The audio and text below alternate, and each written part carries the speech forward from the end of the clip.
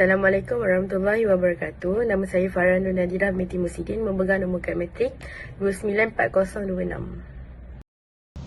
Istilah dunia ketiga pada awalnya adalah istilah yang digunakan untuk menentukan negara-negara yang bukan tergolong dalam dunia pertama atau negara dunia kedua. Selain itu, negara dunia ketiga juga merupakan negara yang pernah dijajah oleh negara Commonwealth seperti British, Belanda dan Jepun. Istilah dunia ketiga juga pertama kali dicipta pada tahun 1952 oleh ahli ekonomi dari sejarah Perancis iaitu Alfred Sauvy. Dia mendefinisikan negara dunia ketiga sebagai negara yang bukan negara barat maupun ahli kesatuan Soviet. Oleh kerana keadaan ekonomi yang lemah di negara-negara ini, istilah dunia ketiga semakin dikaitkan dengan negara berpendapatan rendah di mana majoriti rakyatnya hidup dalam kemiskinan. Hai, nama saya Farhani binti Azmi, nombor matrik 293223 akan menceritakan latar belakang dan isu ekonomi di Afrika. Sejarah Afrika bermula di Afrika prasejarah dan berterusan sehingga kemunculan negara moden. Sejarah awal tamadun Afrika bermula di lembah Nil di mana kerajaan-kerajaan diasaskan di tebing sungai Nil dan di Maghribi dan tanduk Afrika. Afrika adalah sebuah benua yang terletak di belahan selatan bumi dan merupakan benua terbesar ketiga di dunia. Afrika Utara merangkumi negara seperti Mesir, Algeria, Sudan, Libya, Sahara Barat, Tunisia, Maghribi, Mauritania.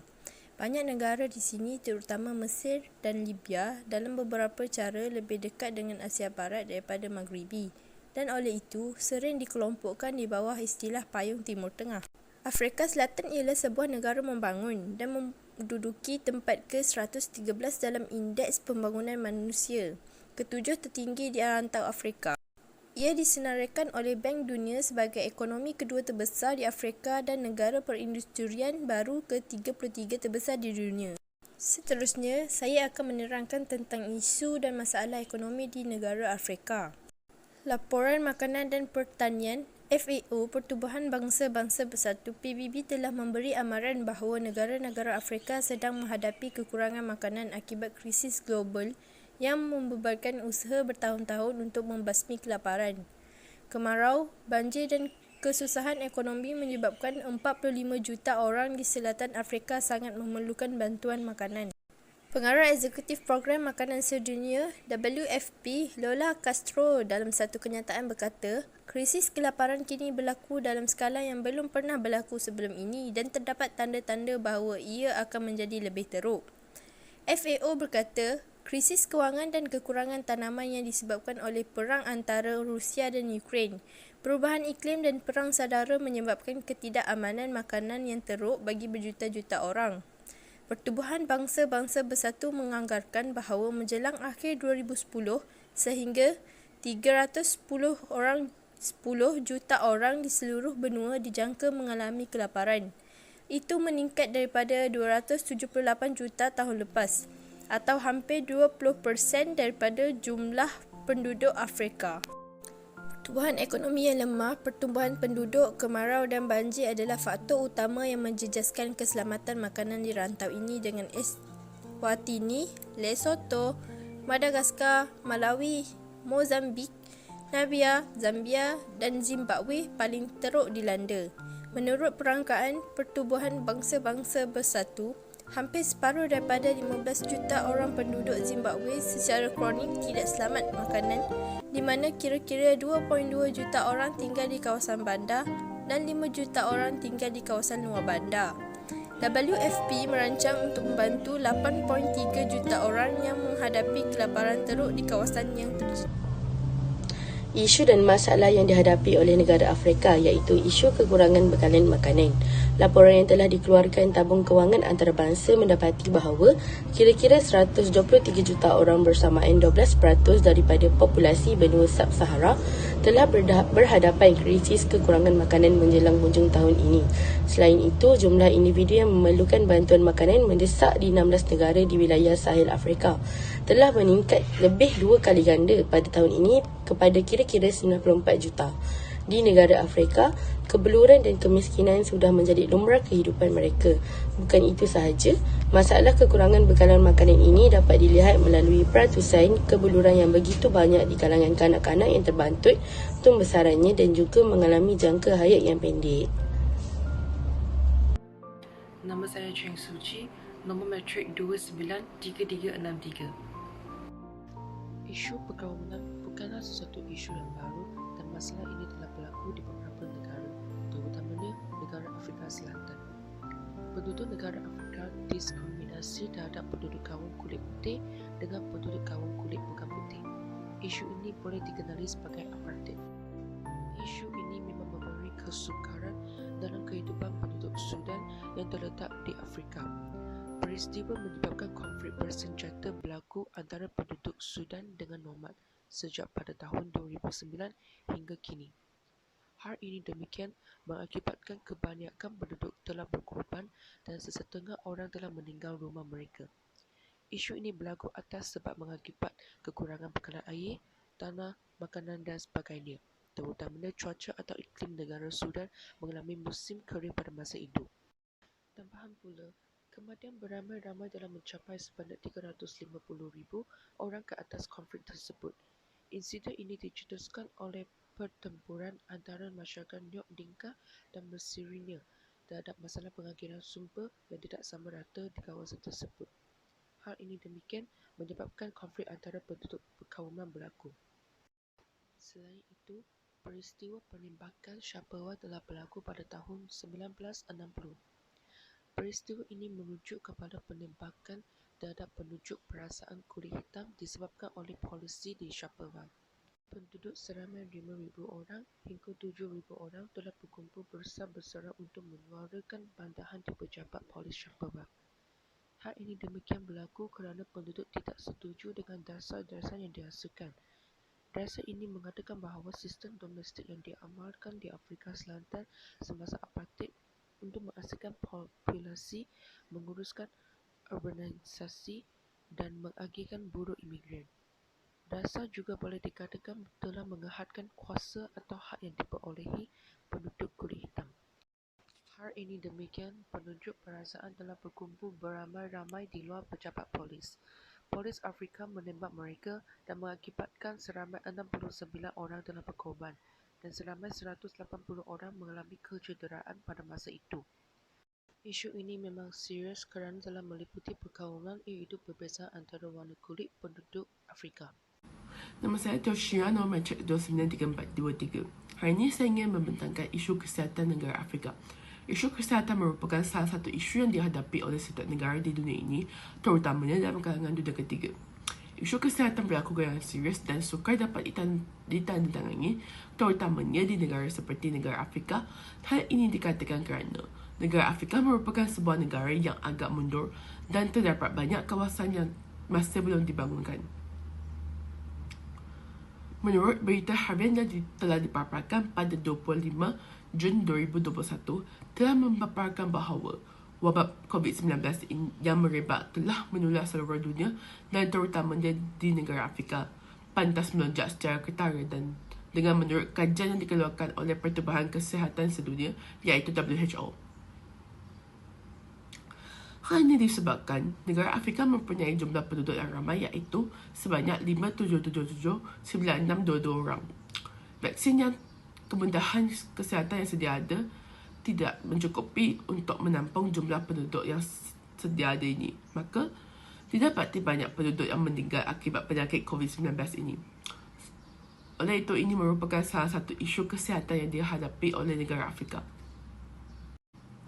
Nama saya Toshia, nombor matrik 293423, ingin membentangkan teori modernisasi.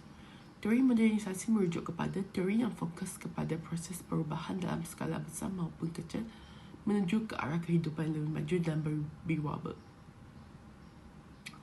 Teori modernisasi ini merujuk kepada perubahan masyarakat tradisional ke moden dengan tujuannya untuk merapatkan jurang ekonomi antara negara maju dan negara membangun. Negara Afrika merupakan negara yang agak mundur dan mempunyai ramai penduduk, maka menyebabkan negara tersebut sukar dapat dibangunkan. Teori modernisasi ini merujuk kepada satu proses yang tidak dapat dielakkan dan mesti akan berlaku dan seiring dengan zaman. Kerajaan negara Afrika haruslah melaksanakan dasar seperti rancangan keluarga yang pernah dijalankan di negara China, iaitu menghadkan jumlah bilangan anak yang boleh dilahirkan dalam sesebuah keluarga. oleh disebabkan tiada rancangan keluarga yang dilaksanakan di negara Afrika, maka jumlah bilangan anak yang terdapat di dalam sesebuah keluarga semakin bertambah. Maka, teori modernisasi ini dapat membantu rakyat negara Afrika untuk mempelajari rancangan keluarga kerana disebabkan jumlah penduduk yang semakin bertambah menyebabkan kerajaan tidak mempunyai jumlah kos yang secukupnya untuk membangunkan negara. Oleh itu, kerajaan terpaksa mengabaikan mereka yang berada di kawasan pedalaman, maka kadar kematian juga akan semakin meningkat kerana kemudahan kesihatan yang agak mundur dan tidak mencukupi. Mereka yang berada di kawasan pedalaman tidak dapat mendapatkan rawatan dalam keadaan yang segera, maka jelaslah bahawa teori modernisasi ini dapat menolong rakyat negara Afrika untuk menerima pendidikan dan mempelajari rancangan keluarga dan cara menjaga kebersihan diri bagi mengurangkan lagi isu kesihatan yang semakin membimbangkan ini. Dalam kajian ini, saya menggunakan teori Keynesian. Ekonomi Keynesian ialah teori makro tentang bagaimana keluaran ekonomi jangka pendek dan terutama pada keadaan kemelesetan. Dalam kajian ini, saya mendapati bahawa masalah kekurangan bekalan makanan dan kebeluran saling berkait antara satu sama lain dalam kalangan rakyat Afrika. Apabila bekalan makanan di sesebuah negara berkurang, maka kadar kebeluran akan meningkat dan begitulah sebaliknya. Teori yang seterusnya adalah teori David Macksellan. Teori ini merupakan salah satu teori motivasi yang menunjukkan perilaku atau tingkah laku seseorang manusia yang dipengaruhi oleh 3 teori keperluan. Teori ini dicipta oleh ahli pelapor aliran psikologi yang terkenal di negara Amerika yang bernama Abraham Maslow. Teori keperluan dibahagikan kepada 3, iaitu perlu untuk pencapaian, perlu afiliasi dan perlu kuasa. Dalam konsep beliau, keperluan pencapaian merujuk kepada manusia yang mempunyai tahap keperluan yang tinggi dalam melakukan perkara yang dikehendaki. Hal ini demikian dapat meningkatkan kecekapan dan mencapai kejayaan yang besar. Melalui konsep ini, ia dapat mengatasi kesukaran dalam proses berusaha untuk berjaya. Keperluan ini berkaitan dengan perkembangan dalam segi ekonomi, masyarakat, negara dan sebagainya. Selain itu, keperluan kuasa merupakan kuasa terhadap setiap manusia. Kuasa mempunyai 2 sisi, iaitu kuasa sosialisasi dan kuasa peribadi. Kuasa-kuasa ini menunjukkan pemikiran orang lain yang merealisasikan penguasaan peribadi sebagai teras dalam sebuah negara. Di samping itu, keperluan afiliasi lebih menunjukkan persekitaran yang mesra. Dalam konsep beliau, setiap manusia lebih suka bekerjasama daripada persekitaran yang selalu berasingan. Komunikasi ini lebih mementingkan terhadap hubungan interpersonal antara satu sama lain. Hello everyone, saya Nurhidayu binti Kamrul Azlan, memegang nombor metrik 293207. Terdapat 2 program yang telah dilaksanakan oleh negara Afrika, antaranya yang pertama adalah program pelibatan sektor swasta dan korporat dalam menyalurkan latihan. Bagi mengatasi masalah kemiskinan dalam kalangan penduduk di Afrika, pelbagai program yang melibatkan sektor swasta dan korporat telah dilaksanakan, antaranya ialah program kewangan mikrokredit, penubuhan penasihat keuangan dan juga rangkaian perikatan antara institusi keuangan.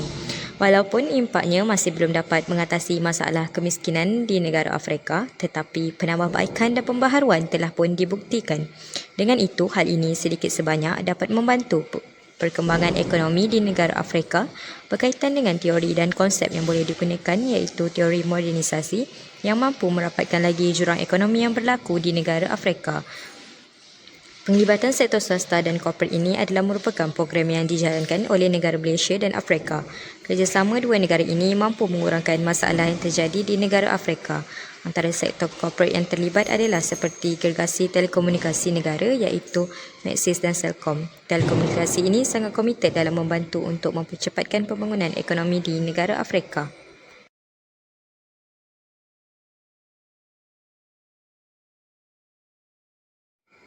Program yang kedua adalah program International Tokyo Afrika. Program International Tokyo tentang pembangunan Afrika telah menyimpulkan kesepakatan dalam menyelesaikan masalah-masalah yang dihadapi di negara Afrika, iaitu perbanan sebesar 30 bilion US dollar yang telah dipersetujui oleh negara Afrika. Kejatuhan ekonomi akibat pandemik COVID-19 dan perubahan iklim yang dihadapi di negara Afrika menjadi topik utama konferensi ini dilaksanakan. Berdasarkan teori David McClelland yang mementingkan keperluan masyarakat dalam program kerjasama yang dilaksanakan oleh negara Afrika ini dapat mengurangkan sedikit sebanyak masalah keperluan yang dihadapi di sana seperti masalah bekalan makanan, masalah infrastruktur dan juga masalah perkauman yang telah meluas sehingga menjejaskan masalah keperluan rakyat di negara ini. Oleh itu, program-program sebegini perlulah ditingkatkan dan diperluaskan lagi bagi memastikan penduduk Afrika mendapat hak asasi yang mencukupi dan negara ini mampu untuk berdaya saing dengan negara lain. Kesimpulannya, isu-isu yang dihadapi oleh negara Afrika perlu dan patutlah dititik beratkan oleh kerajaan dan pihak berkuasa Afrika.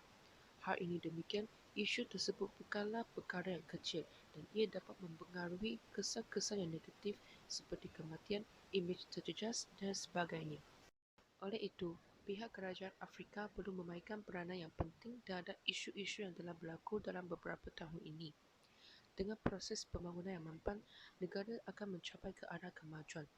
Bukan itu sahaja, negara-negara maju juga perlulah cakna terhadap perkembangan negara Afrika agar dapat membantu dalam menyumbangkan sumber kewangan dan sekaligus dapat menjalinkan hubungan diplomatik dengan negara Afrika ini.